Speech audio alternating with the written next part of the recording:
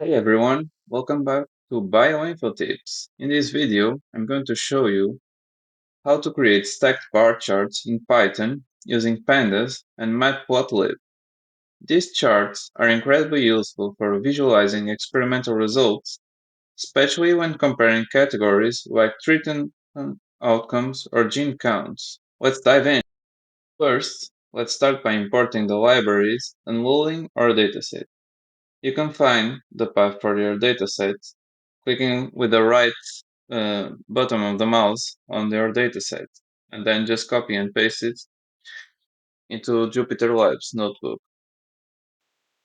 You can now see that our dataset contains condition, which can be control treatment A, treatment B, response type, success or failure, and count, how many times that result occurred. We'll now pivot this dataset so that it can be used for a stacked bar plot. As you can see, it's already pivoted. Now let's plot our stacked bar chart by using the bar kind and including true in stacked option. We can also use these colors, but feel free for use other ones. Don't forget to include the title, Y and X label, as well as legends. This will produce a clean, informative stacked bar chart comparing success and failure counts across each experimental condition. However, we can make this graph look more publication ready by tweaking the font sizes and layout.